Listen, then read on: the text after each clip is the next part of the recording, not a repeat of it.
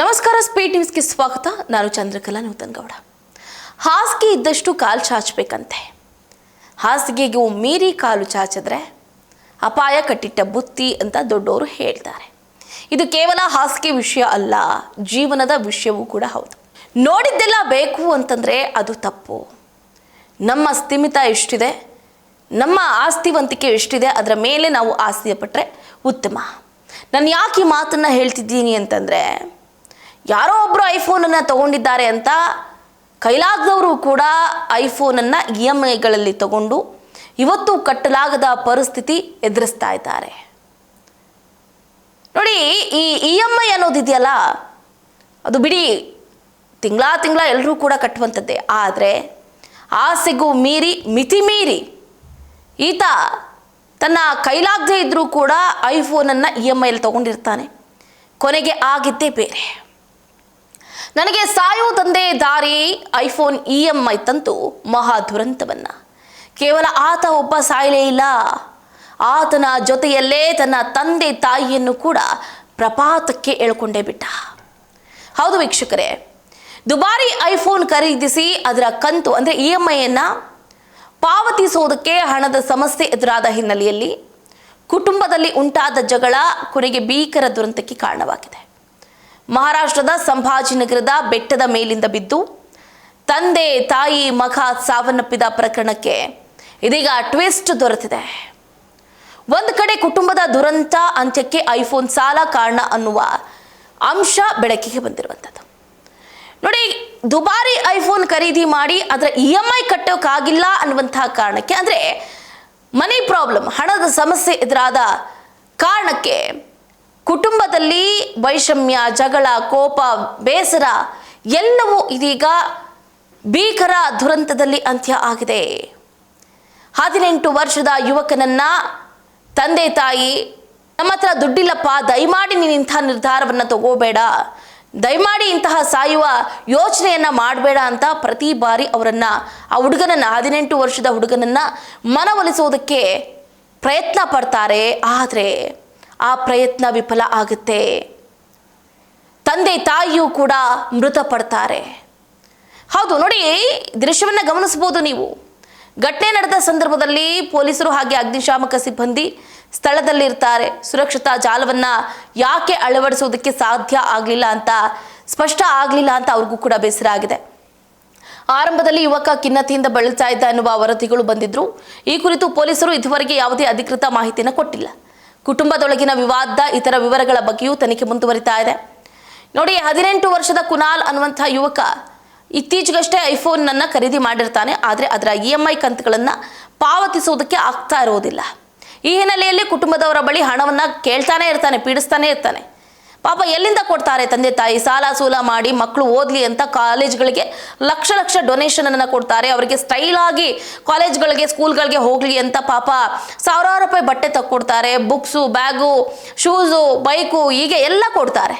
ಈ ಮಕ್ಕಳು ಇಲ್ಲದೆ ಇರೋದನ್ನ ಮತ್ತೆ ಐಫೋನ್ ಬೇಕು, ಅದು ಬೇಕು, ಇದು ಬೇಕು ಅಂತ ತಂದೆ ತಾಯಿಗಳಿಗೆ ಪಾಪ ಇನ್ನೂ ಭಾರ ಆಗ್ತಾನೆ ಇರ್ತಾರೆ. ಈ 18 ವರ್ಷದ ಯುವಕ ಕೂಡ ಹಾಗೆ ಮಾಡಿದ್ದಾನೆ. ಐಫೋನನ್ನು ತಗೊಳ್ತಾನೆ, EMI ಕಟ್ಟೋದಕ್ಕಾಗೋದಿಲ್ಲ. ಸೊ ಈ ವಿಚಾರವಾಗಿ ತಂದೆ ಮುರಳೀಧರ್, ಚಾಂದು ಹಾಗೆ ಕುನಾಲ್ಗೆ ತೀವ್ರ ವಾಗ್ವಾದ ಕೂಡ ದಿನಾ ನಡೀತಾ ಇರುತ್ತೆ. ಐಫೋನ್ಗೆ ದುಡ್ಡು ಕೊಡಪ್ಪ ಅಂದರೆ EMI ಕಟ್ಟಬೇಕು ಅಂತ ಹುಡುಗ ಹೇಳ್ತಾನೆ. ತಂದೆ ಇಲ್ಲಪ್ಪ, ನನ್ನ ಹತ್ರ ದುಡ್ಡು ಎಲ್ಲಿಂದ ತಂದು ಕೊಡಲಿ ಅಂತ ಹೇಳ್ತಾರೆ. ಸೊ ಇದು ಮಾತಿನ ಚಕಾಮಕಿ ಹೆಚ್ಚಾಗೋಗ್ಬಿಡುತ್ತೆ. ಈ ಜಗಳದ ಬಳಿಕ ಕುನಾಲ್ ಮನೆಯಿಂದ ಹೊರಟು ಛತ್ರಪತಿ ಸಂಭಾಜಿನಗರದ ತಿಸ್ಗಾಂವ್ ಪ್ರದೇಶದ ಬೆಟ್ಟಕ್ಕೆ ತೆರಳಿ ಆತ್ಮಹತ್ಯೆ ಮಾಡ್ಕೊಳ್ಳೋದಕ್ಕೆ ಮುಂದಾಗ್ತಾನೆ. ಈ ಪ್ರದೇಶ ವಾಲೂಸ್ MIDC ಪೊಲೀಸ್ ಠಾಣೆ ವ್ಯಾಪ್ತಿಗೆ ಬರುತ್ತೆ. 3 ಗಂಟೆಗಳ ಕಾಲ ಮನವೊಲಿಸೋದಕ್ಕೆ ಪ್ರಯತ್ನವನ್ನು ಪಡ್ತಾರೆ ತಂದೆ ತಾಯಿ. ನೋಡಿ, ಕುನಾಲ್ ಬೆಟ್ಟದ ತುದಿಯಲ್ಲಿರೋದನ್ನ ತಿಳಿದ ಆತನ ತಂದೆ ತಾಯಿ ಕೂಡ ಅಲ್ಲಿಗೆ ತೆರಳುತ್ತಾರೆ. ಸ್ಥಳೀಯರು ಮತ್ತು ಪೊಲೀಸರು ಸೇರಿದಂತೆ ಹಲವರು ಸುಮಾರು 3 ಗಂಟೆಗಳ ಕಾಲ ಆತನನ್ನು ಮನವೊಲಿಸೋದಕ್ಕೆ ಪ್ರಯತ್ನ ಪಡ್ತಾರೆ. ತಿಸ್ಗಾಂವ್ ಗ್ರಾಮದ ಮಾಜಿ ಸರಪಂಚ್ ಸಂಜಯ್ ಜಾಧವ್ ಕೂಡ ಕುನಾಲ್ನೊಂದಿಗೆ ಮಾತಾಡೋದಕ್ಕೆ ಪ್ರಯತ್ನ ಪಡ್ತಾರೆ. ನಿನ್ನ ತಾಯಿಗಾಗಿ ಬದುಕು ಅಂತ ಒಬ್ಬರು ಮನವಿಯನ್ನ ಮಾಡ್ತಾ ಇರೋದು ವೈರಲ್ ಆಗಿರುವಂತಹ ವಿಡಿಯೋದಲ್ಲಿ ಕಾಣಿಸಿಕೊಂಡಿದೆ. ಆದರೆ ಕುನಾಲ್ ತನ್ನ ನಿರ್ಧಾರದಿಂದ ಹಿಂದೆ ಸರಿಯೋದಕ್ಕೆ ಸಿದ್ಧನಾಗಿರಲಿಲ್ಲ ಎನ್ನಲಾಗಿದೆ. ಸ್ಥಳೀಯರು ಆತನಿಗೆ ಐಫೋನ್ 15 Pro ಕೊಡಿಸೋದಾಗಿಯೂ ಭರವಸೆನೆ ಕೊಡ್ತಾರೆ. ಆದರೂ ಕುನಾಲ್ ಕೆಳಗೆ ಬರೋದಕ್ಕೆ ಒಪ್ಪಿರಲಿಲ್ಲ ಅಂತ ಜಾಧವ್ ತಿಳಿಸಿದ್ದಾರೆ. ನಾವು ಸಾಕಷ್ಟು ಮನವಿಯನ್ನ ಮಾಡಿದ್ವಿ, ನಿನ್ನ ತಾಯಿಯ ಬಗ್ಗೆ ಯೋಚನೆ ಮಾಡು, ಹೀಗೆ ಮಾಡಬೇಡ, ನೀನು ವಿದ್ಯಾವಂತನಾಗಿದ್ದೀಯಾ, ನಿನ್ನ ಮುಂದೆ ಭವಿಷ್ಯ ಇದೆ ಅಂತ ಹೇಳ್ತೀರ. ಆದರೆ ಸಾಧ್ಯ ಇರುವ ಎಲ್ಲ ರೀತಿಯಲ್ಲೂ ಮನವೊಲಿಸೋದಕ್ಕೆ ಪ್ರಯತ್ನ ಪಡ್ತಾರೆ, ಆದರೆ ಕೇಳೋದಿಲ್ಲ. ಮಗನನ್ನ ತಡೆಯೋದಕ್ಕೆ ಹೋದ ತಂದೆ ನೋಡಿ, ಸುಮಾರು ಮಧ್ಯಾಹ್ನ 1 ಗಂಟೆ ಸುಮಾರಿಗೆ ಸುಮಾರು 3 ಗಂಟೆಗಳ ಕಾಲ ಮನವೊಲಿಕೆ ಮಾಡ್ತಾರೆ. ಬಳಿಕ ಕುನಾಲ್ ತಂದೆ ಮುರಳೀಧರ್ ಅವರು ಮಗನಿದ್ದ ಸ್ಥಳದವರೆಗೆ ತೆರಳಿ ಆತನನ್ನ ಹಿಂದಕ್ಕೆ ಕರೆತರೋದಕ್ಕೆ ಪ್ರಯತ್ನ ಪಡ್ತಾರೆ. ಈ ವೇಳೆ ತಂದೆ ಮಗನನ್ನ ತಡೆಯೋದಕ್ಕೆ ಮುಂದಾಗ್ತಾರೆ. ಆದರೆ ತಂದೆ ಮತ್ತು ಮಗ ಇಬ್ಬರೂ ಕೂಡ ಸಮತೋಲನ ಕಳೆದುಕೊಂಡು ಕೆಳಗೆ ಬಿದ್ದುಬಿಡ್ತಾರೆ. ಈ ದೃಶ್ಯವನ್ನ ನೋಡಿದ ತಾಯಿ ಸಂಗೀತ ಕೆಲವೇ ಕ್ಷಣಗಳ ಬಳಿಕ ಬೆಟ್ಟದಿಂದ ಅವರು ಕೂಡ ಹಾರಿದ್ದು 3 ಸ್ಥಳದಲ್ಲೇ ಮೃತಪಟ್ಟಿದ್ದಾರೆ ಅಂತ ಪೊಲೀಸರು ತಿಳಿಸಿದ್ದಾರೆ. ಇನ್ನು ಸ್ಥಳೀಯರು ಪ್ರವಾಸಿಗರ ಸಮ್ಮುಖದಲ್ಲಿ ದುರಂತ ಆಗಿದೆ. ಹಲವಾರು ಗಂಟೆಗಳ ಕಾಲ ನಡೆದ ಈ ಘಟನೆಗೆ ಸ್ಥಳೀಯರು ಮತ್ತು ಪ್ರವಾಸಿಗರು ಸಾಕ್ಷಿಯಾಗಿದ್ರು. ಕುನಾಲ್ನನ್ನ ಮನವೊಲಿಸೋದಕ್ಕೆ ನಡೆಸಿದ ಪ್ರಯತ್ನಗಳ ಕೆಲವು ದೃಶ್ಯಗಳು ಮೊಬೈಲ್ ಕ್ಯಾಮೆರಾಗಳಲ್ಲಿ ಸೆರೆಯಾಗಿದ್ದು ಬಳಿಕ ಸಾಮಾಜಿಕ ಜಾಲತಾಣಗಳಲ್ಲಿ ಹರಿದಾಡಿದೆ. ಪೊಲೀಸರು 3 ಮೃತದೇಹಗಳನ್ನು ವಶಕ್ಕೆ ಪಡೆದುಕೊಂಡು ಮರಣೋತ್ತರ ಪರೀಕ್ಷೆಗೆ ಕಳಿಸಿದ್ದಾರೆ. ಪ್ರಕರಣ ದಾಖಲಿಸಿಕೊಂಡಿದ್ದು ಮುಂದಿನ ಕಾನೂನು ಕ್ರಮವನ್ನ ಕೈಗೊಳ್ಳಲಾಗ್ತಿದೆ ಅಂತ ಅಧಿಕಾರಿಗಳು ತಿಳಿಸಿದ್ದಾರೆ. ನೋಡಿ ವೀಕ್ಷಕರೇ, ಈಗ ಇದನ್ನೆಲ್ಲ ನೋಡ್ತಾ ಇದ್ರೆ ಹೇಗೆ ಅಂತಂದ್ರೆ, ಮಕ್ಕಳನ್ನ ನಾವು ಯಾವ ರೀತಿ ಬೆಳೆಸ್ತೀವಿ ಅನ್ನೋದು ಕೂಡ ಬಹಳ ಮುಖ್ಯ ಆಗುತ್ತೆ. ಮಕ್ಕಳಿಗೆ ಬೇಕಾದದ್ದನ್ನ ಕೊಡಿಸಿ ಆ ನಂತರ ಅವ್ರು ಏನು ಕೇಳ್ತಾರೋ ಬಿಡ್ತಾರೋ ಗೊತ್ತಿಲ್ಲ.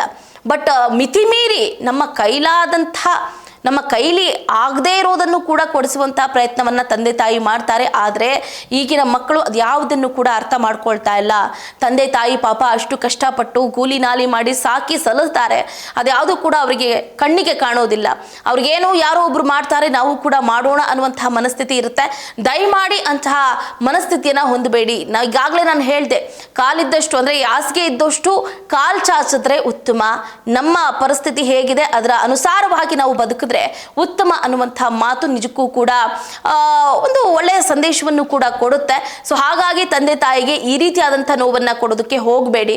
ತಮ್ಮ ಕಣ್ಣ ಮುಂದೆನೆ ಬೆಳೆದಂತಹ ಮಕ್ಕಳು ಈ ರೀತಿ ಸಾವಿಗೀಡಾದ್ರೆ ಬಹಳ ದುಃಖದ ಸಂಗತಿ ಅದು. ಅದನ್ನ ಡೈಜೆಸ್ಟ್ ಕೂಡ ಮಾಡ್ಕೊಳ್ಳೋದಕ್ಕಾಗೋದಿಲ್ಲ. ಎಷ್ಟೋ ಜನ ಪೋಷಕರು ಇವತ್ತು ಕೂಡ ತಮ್ಮ ಕಣ್ಣ ಮುಂದೆಯೇ ಮಕ್ಕಳನ್ನ ಕಳ್ಕೊಂಡು ಇಡೀ ಲೋಕದಲ್ಲಿ ಅವರಂತಹ ಬಡವರು ಅಥವಾ ಅನಾಥರು ಯಾರು ಇಲ್ಲ ಅನ್ನುವ ರೀತಿಯಲ್ಲಿ ಬದುಕ್ತಾ ಇದ್ದಾರೆ. ಇದಾಗಿತ್ತು ಇವರಿಗಿನ ಅಪ್ಡೇಟ್. ನೋಡ್ತಾ ಇರಿ ಸ್ಪೀಡ್ ನ್ಯೂಸ್, ಸುದ್ದಿ ನಿಮ್ಮದು, ವೇಗ ನಮ್ಮದು.